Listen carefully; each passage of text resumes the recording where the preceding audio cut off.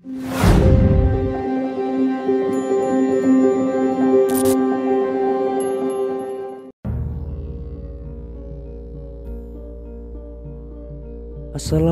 warahmatullahi wabarakatuh. Kembali lagi di channel Nasihat Kehidupan Misteri. Pada video kali ini saya akan membahas tentang harta amanah Soekarno warisan Nabi Sulaiman.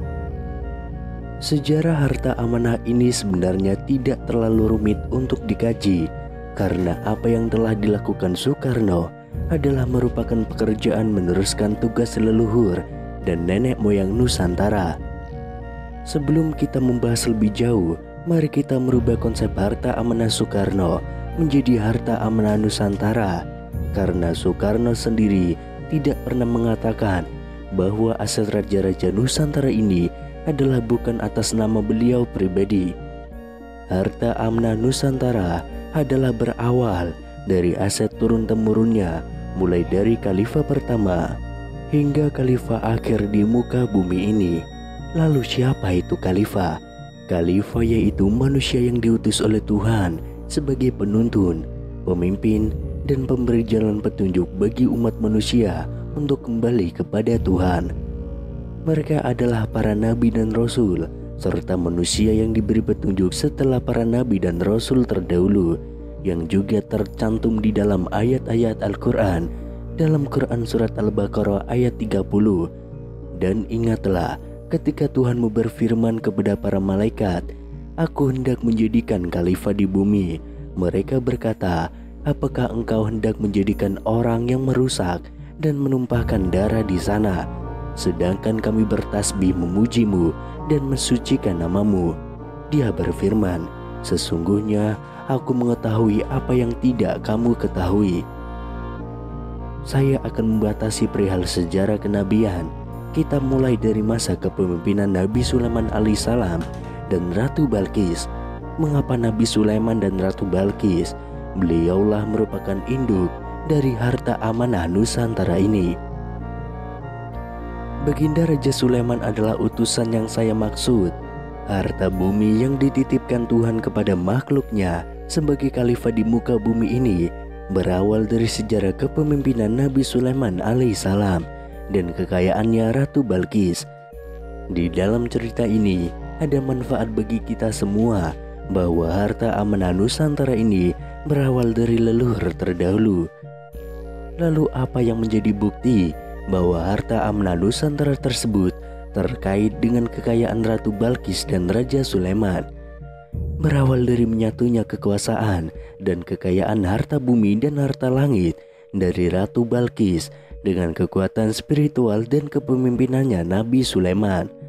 Mari kita uraikan sejarah kekayaan Ratu Balqis, kekuasaan, dan kepemimpinan Nabi Sulaiman dalam menguasai dan mengelola aset harta amanah ini.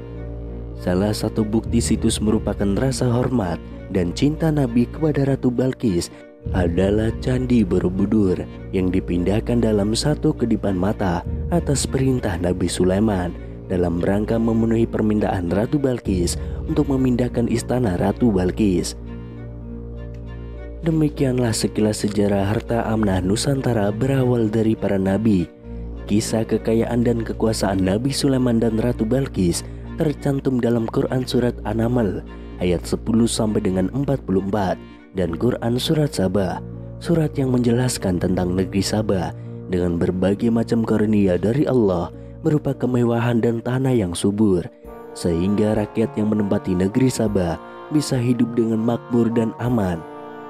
Berdasarkan situs candi dan tanda-tanda yang termaktub dalam Al-Quran menyatakan bahwa peristiwa Raja Sulaiman dan Ratu Balqis terjadi di Nusantara ini. Negeri ini berawal dari kekuasaan dan kekayaan serta kemakmuran negeri Saba yang dipimpin oleh Ratu Balqis yang ditaklukkan oleh Raja Sulaiman. Harta amanah Nusantara dipengaruhi oleh dua kepemimpinan besar dan berpengaruh, yaitu kepemimpinan Ratu Balqis dan Raja Sulaiman. Lalu siapa dan apakah kekuasaan dan kekayaan Ratu Balqis Raja Sulaiman yang memberi pengaruh besar bagi kekayaan harta Nusantara? Ratu Balqis memiliki kekayaan dan kekuasaan yang tiada tara. Kekayaan dan kemakmuran yang dipimpin Ratu Balkis membuat Ratu Balkis menjadi pemimpin yang sombong di negeri Sabah yang makmur dan subur. Dengan kemampuan dan kepemimpinan serta kewibawaan Raja Sulaiman atas anugerah Tuhan, maka Raja Sulaiman dapat menaklukkan kekuatan dan kekuasaan Ratu Balkis hingga dari menyembah matahari menuju ketundukan diri kepada Sang Ilahi.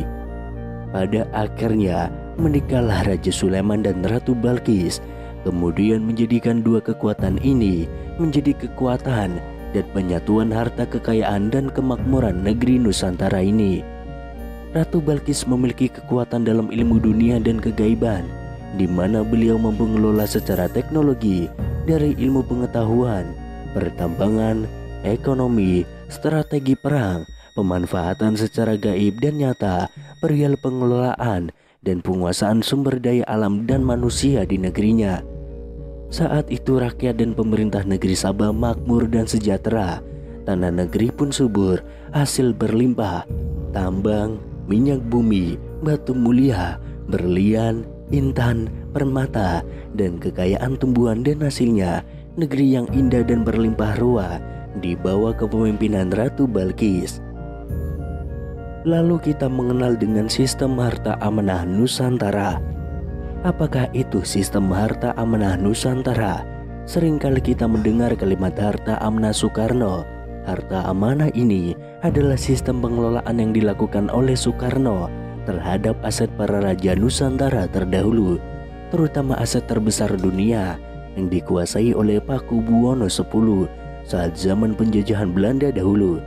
Adapun aset amanah Soekarno sebagai generasi penerus Pakubuwono X terdiri dari yang pertama harta amanah Nusantara. Aset amanah yang dikelola oleh Insinyur Soekarno meliputi struktur bagian yang terdiri dari pemilik atau owner.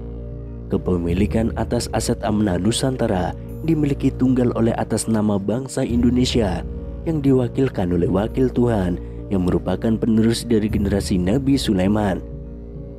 Pemilik atau owner tidak memegang tapi menguasai surat, barang, saham dari aset amanah, tapi memiliki kewenangan khusus sebagai pemilik, mewakili rakyat Indonesia untuk menarik atau mengunci semua aset dari para holder, melakukan transaksi, eksekusi pencairan, pemanfaatan dan memutuskan kebijakan keuangan internasional dan nasional, pengawasan dan pendisiplinan, serta menghentikan kegiatan terkait dengan penyalahgunaan aset amanah yang dilakukan oleh para holder.